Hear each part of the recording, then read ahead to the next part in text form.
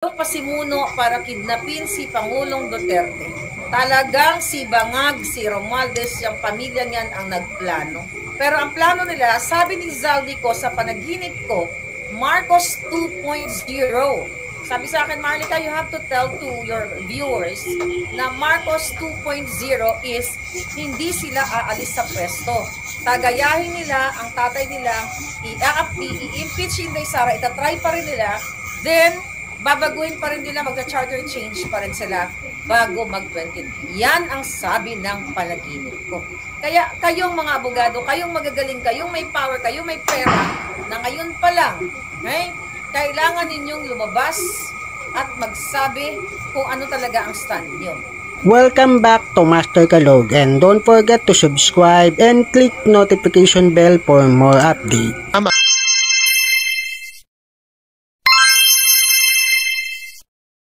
You have to take this seriously. Alam nyo naman, lahat ng mga pinasabog natin dito ay naging totoo. So sa panaginip ko, even yung iba pinasabog natin galing yun sa panaginip. Yung talagang pasimuno, okay? Yung pasimuno para kidnapin si Pangulong Duterte. Talagang si Bangag, si Romualdez, yung pamilya niyan ang nagplano. Kasi tama talaga yung sinabi ko sa inyo na tatanggalin ang mga Duterte sa political spectrum. Kaya makinig kayo, Day Sara. Ito, panaginip ko to, Day, ha? Makinig kayo sa lahat ng nagmamahal sa bayan. Magiging Marcos 2.0. Kaya pala dito sa Los Angeles, meron ko inatinanong bangag-bangag pa ako, no? Mga bangag supporter pa ako. Dito lang mga naging kaibigan ko. Pero syempre, buisit na sila sa akin ngayon dahil nga minumura ko na yung putang inang botomesa na si Bangag Jr. Kaya pala, kung babalikan nyo yung aking mga pictures nung nakaraan, although tinake down na ng mga bagag yung Maharlika na may to Facebook na more than 1 million subscribers. So, ang nangyari doon, ang kanilang karatula, Marcos 2.0. Hindi ko na-realize siya noon. Akala ko lang, Marcos 2.0 as president. Pero ang plano nila, sabi ni Zaldico sa panaginip ko, Marcos 2.0. Sabi sa akin, Marlica, you have to tell to your viewers na Marcos 2.0 is hindi sila aalis sa pwesto. Tagayahin nila ang tatay nila, i-impeach Inday Sara, itatry pa rin nila, then babaguhin pa rin nila, magka-charter change pa rin sila bago mag-20. Yan ang sabi ng panaginip ko. Kaya kayong mga abogado, kayong magagaling, kayong may power, kayong may pera, na ngayon pa lang, kailangan ninyong lumabas at magsabi kung ano talaga ang stand nyo. There's no time for you guys na maglaro-laro. Kaya nga, di ba, sabi ko, Senator Bongo, sabi din sa panaginip ko, tutugisin ka. Di ba, si Senator Bato, tinutugis sila. Ikaw, Senator Bongo, lahat tayo, tiyan mo si Kiko Barzaga, di ba, lahat tayo.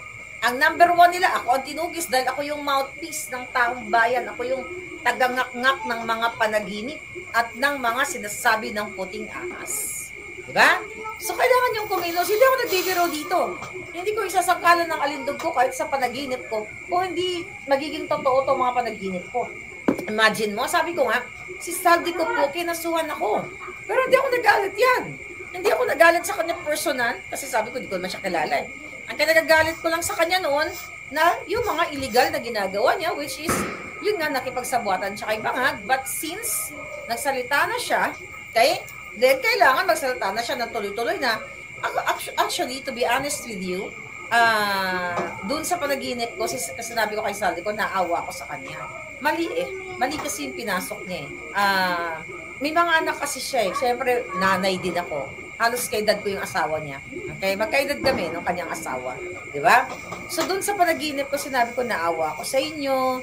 Hindi ako nagagalit sa inyo kahit kinasuhan ninyo ko, ganyan-ganyan. Pero naawa ko dun sa mga bata kasi wala silang peace of mind. At least ako may peace of mind ako, mga pakupalangga. Kasi I can go anywhere.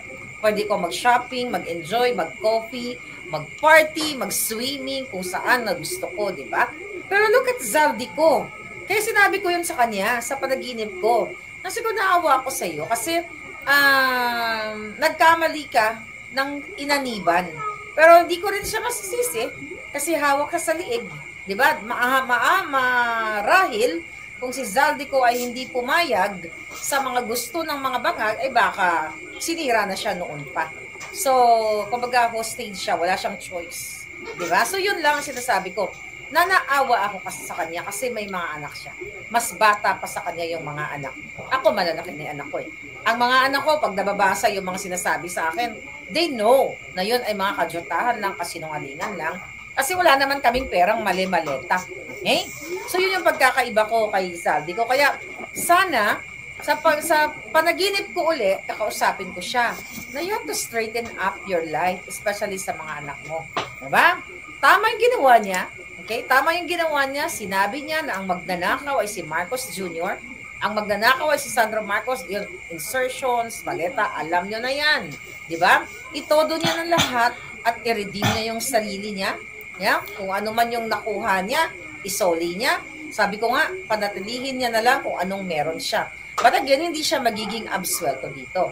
Kaya sa susunod kong panaginip, Zaldico, okay, makipag-cooperate ka na lang.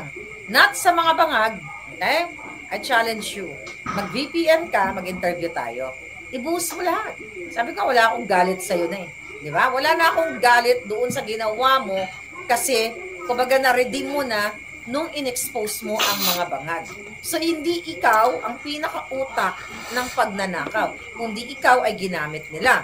At para kang trapo, para kang basahan na after kanilang napakinabangan, tinapon ka na. Okay? Sabi ni Rukit, nag-ari-arian na sila sa Pilipinas kasali na ang mga Rimulya. Sinabi din yan ni Zaldico sa akin, sa panaginip ko. Sinabi ni Zaldico na pinangako daw ni Rimulya, yung dalawang Rimulya na yan, na ilagay siya ni Bangag dyan sa ombudsman at tatapusin niya si Inday Sara. Illegal man yan, ano magawin niyan, tatapusin si Inday. Di ba sinabi ko na yan sa inyo? Pero sinabi yan ni Zaldico, kinonfirm yan ni Zaldico sa akin sa panaginip ko.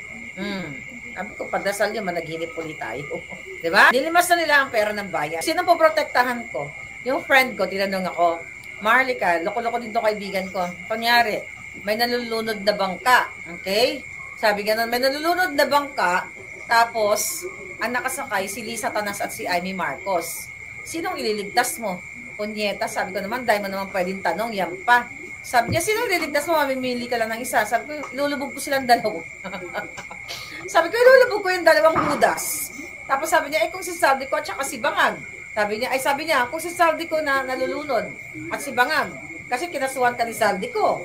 Sabi niya, si Bangag, hindi ka kinasuhan pero gumamit ng proxy, sinong ililigtas mo? Sabi ko, ililigtas ko si Zaldico. Okay. Kaugnay sa mga impormasyon na inyong nalaman at sa mga issue na kaakibat nito, mahalaga ang inyong opinion at katwiran. Don't forget to subscribe, like, and share. Thank you for watching.